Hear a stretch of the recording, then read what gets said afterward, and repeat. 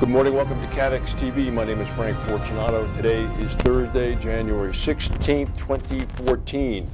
Sort of big news coming from Illinois, where State Farm is headquartered. State Farm Canada is going to be sold to the Desjardins Group, which is already the fifth largest financial group in Canada. Desjardins will buy State Farm Canada's P&C and life insurance companies, as well as its Canadian mutual fund, loan, and living benefits companies. No speculation yet about the price, although it's not going to be cheap. After the transaction, Desjardins will become the second largest property and casualty provider in Canada, with annual gross written premiums of about $3.9 billion, up from about $2 billion right now. The largest P&C carrier in Canada is Intact Insurance. The deal is expected to close in a year. State Farm Canada businesses will operate under the State Farm brand for an agreed license period that was not mentioned.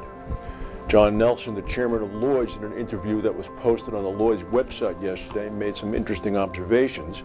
He said that Lloyd's most mature and established markets in North America and continental Europe are likely to generate the most attractive opportunities in 2014 for Lloyd's. He said that in the short term, the opportunities lie in our traditional markets like the U.S. and North America. Rates there have been more stable in comparison with other markets, and we're already in a strong position there, so we're going to capitalize on it. About 41% of Lloyd's business comes from the U.S. He also went on to say, I think equally there are good opportunities in continental Europe, particularly in France and Germany, and we have strategies in place there to grow our business in 2014. 15% of Lloyd's business comes from the continent, 18% comes from the U.K. He did, however, make note that their long-term strategy of increasing their business that comes from Asia and Latin America remains on track, and efforts are underway to continue to grow that. We should hope so. The Lloyd's 2025 vision document is well predicated on growth in those areas. In now 2 days, there's been a second earthquake in Southern California in the Los Angeles area. Last evening at about 11:40 p.m. Pacific time, there was a 3.8 quake about 8 miles from Yorba Linda. Just some shaking and rattling, no reports of any damages. Yesterday there was a 4.4 quake in Fontana. Beijing is enveloped right now in a very dense, gray, deadly smog. The capital is experiencing the season's first wave of extremely dangerous pollution, with toxic particles registering more than 24 times the limit considered safe. One observer, a Beijing traffic coordinator, said, I couldn't see the tall buildings across the street this morning. I often cough, my nose is irritated, but what can I do? I drink more water to help my body discharge the toxins. Xaver, the winter storm that swept through northwestern Europe earlier in December, is going to cost about $930 million U.S. in insured losses. This is from the loss agency Perils.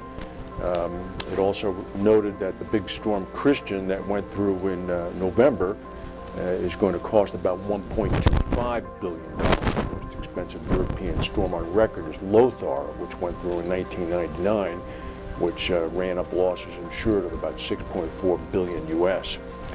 The chief risk officer for Swiss Re, David Cole, said natural catastrophes are growing more costly and uninsured losses are increasing. He said when those catastrophes happen, they're more severe.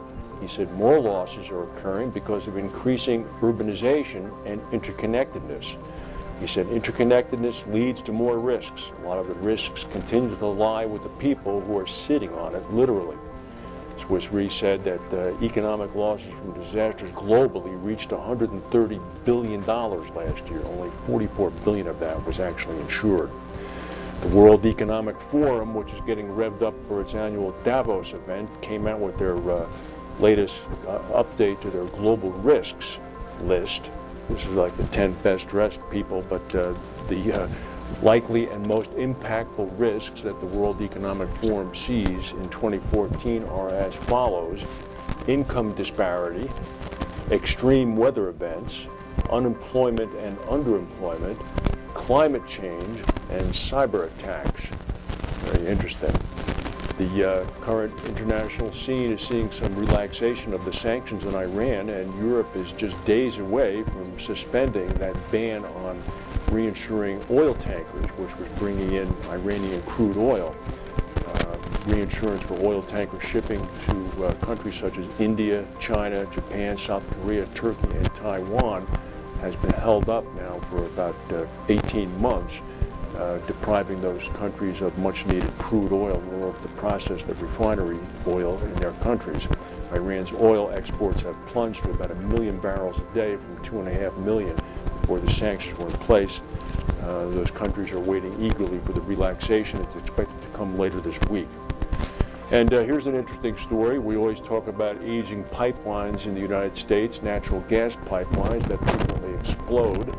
Well, about 5,800 leaks from aging pipelines were found under the U.S. Capitol of Washington, D.C. Earlier this year. This is by a study conducted by Duke University and Boston University. It dispatched a car equipped with measuring instruments across Washington, D.C. earlier this year. They found 19 of the leaks had high concentrations of methane. They also found 12 that could have caused explosions because of their levels, about 10 times the threshold at which explosions can occur. So they reported the leaks to Washington Gas, the local utility company, but upon follow-up testing 4 months later, they found that 9 of those leaks were still emitting dangerous levels of methane. The person conducting the study, a professor at Duke, said if you dropped a cigarette down a manhole, it could have blown up. I was shocked. Well, I'm not. That's the news for today. If we have any breaking news, we'll come back and tell you. Thank you for watching, and we'll see you tomorrow.